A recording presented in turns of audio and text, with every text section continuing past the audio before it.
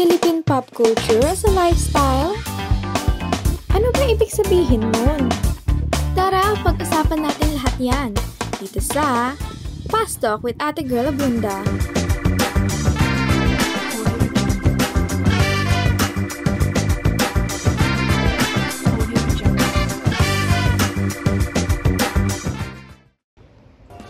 Magandang umaga sa inyong lahat at andito na naman tayo para sa Fast Talk with Ate Girl Abunda, and I'm your host, Ate Girl.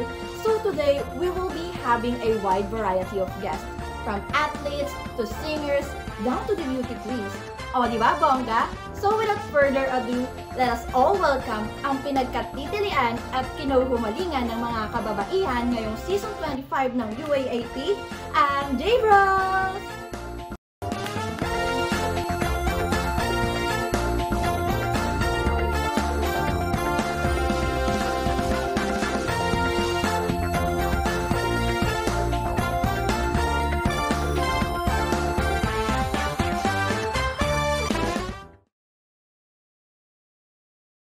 Gerald, Jordan, welcome to the show.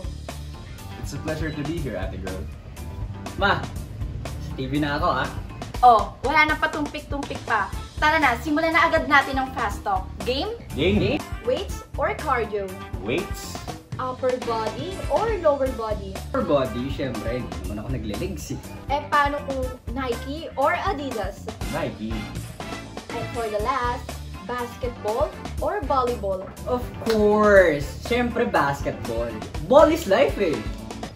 Talagang nga namang parte na rin talaga ng buhay ng mga Pilipino ang basketball. Kaya naman ball is life kayong dalawa, no? Totoo talaga yan, Ate Girl. Basketball kasi, nakasanayan na rin natin yan. Kahit saan ka magpunta, makakakita ka ng mga court o kahit mga ring lang. Tapos yung mga barangay, lagi pang may mga paliga. Tapos, basta may bola ka, makakapaglaro ka na. Kahit yung iba nga, walang bola, naglalaro eh. Pero, bakit nga ba ganun, no? Ang hilig-hilig ng mga Pilipino sa basketball, kinulang naman talaga sa height. Nagsimula kasi yan, Ate Girl, nung sinakop tayo ng mga Amerikano. They introduced basketball as part of their cultural assimilation. And, alam naman natin na mas matatangkad at mas magagaling sila. So nagkaroon tayo ng mindset na we're inferior to them. And with that, mas mabilis nila tayong naloko at mas mabilis nila tayong napasunod sa mga gusto nila. So may ganung reason pala talaga kung bakit nahuhumaling ang mga Pilipino sa basketball. Pero kasi, that was before pa, simula nung nasakop tayo ng mga Amerikano. Bakit hanggang ngayon, humaling pa rin ang mga Pilipino sa basketball? Ang basketball kasi, para sa ating mga Pilipino, hindi lang siya sport or laro. Malaking parte na siya ng kultura natin. It brings people together. Tuwing may mga laro, mapa NBA man, PBA o kahit sa barangay lang, talagang maraming nanonood. It builds camaraderie between the players, tapos it creates a sense of community pa sa mga manonood. At saka isa pa, basketball creates an opportunity to overcome perceived limitations. Alam naman natin na kapag mas matangkad ka, meron kang advantage when it comes to basketball. So para sa ating mga Filipino, it's one of the ways na mapuprove natin na kahit meron tayong height disadvantage kumpara sa ibang lahi, kaya natin makapagsabayan sa kanila. Talaga nga namang kahit kinulang sa mga ibang bagay, ay hindi magkukulang ang mga Pinoy pagdating sa puso. And you know what? Sobrang dami ko agad natutunan for this morning. And thank you so much, Gerald at Jordan. And with that, mga bilitera naman ang ating chichikahin. But stay tuned dahil magkakaroon muna tayo ng short commercial break na posible kayong manalo ng 20,000 pesos.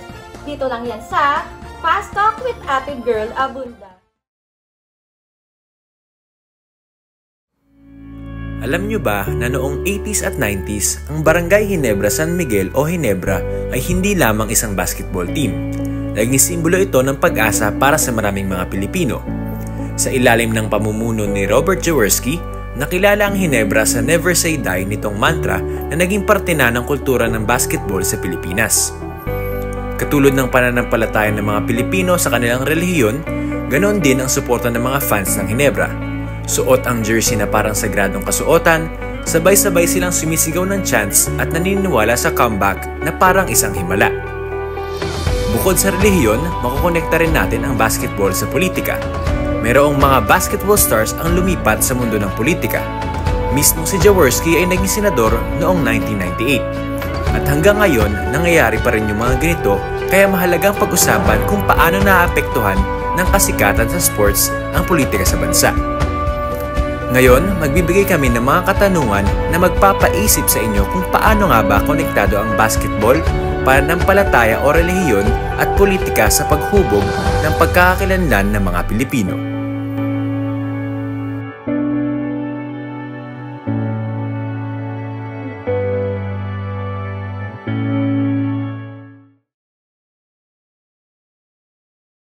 Alright, welcome back guys at nagbabalik na naman tayo sa Fast Talk with Ate Girl Abunda. So may panibagong guest na naman tayo at balita ko, mga suki daw to sa mga videoke. Kaya naman, mga Ate Girl, ipakilala nyo na ang sarili nyo.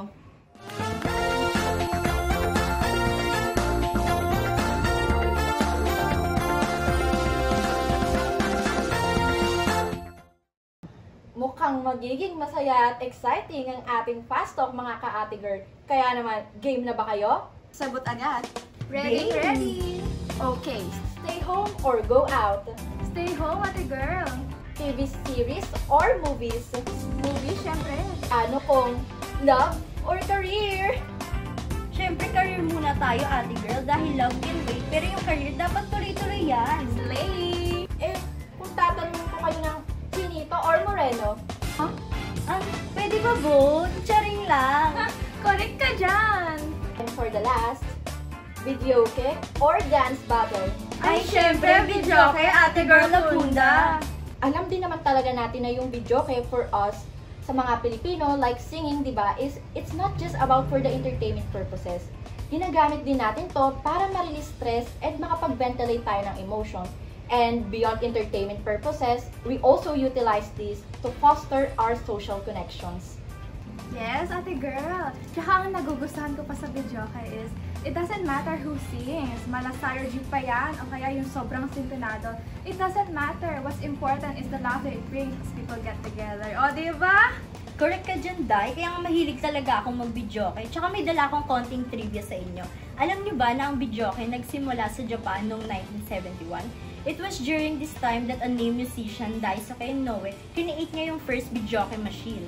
Tapos alam niyo ba na noong 1970s, yung evolution ng karaoke to videoke ay naimpluwensyahan ng isang Filipino inventor na si Roberto Del Rosario. O diba, Philippine represent? So, kinreate niya yung sing-along system. Ito yung videoke na kilala natin ngayon na ginajudge tayo tuwing pagtapos natin kumanta. O diba, hindi lang ako beauty, with brain pa. Pak na pak! At wow, sobrang dami ko agad natutunan for today, Ate Girl. And thank you so much mga ka-Ate Girl for this wonderful segment. At kayo naman mga viewers ang aking tatanungin na maaari nyong ikapanalo ng 20,000 pesos. So with that, why do you think videoke is a staple in Filipino celebration such as birthdays, fiestas, and reunions? At huwag kakalimutang sagutin during our commercial break dito lang sa Fast Talk with Ate Girl Abunda.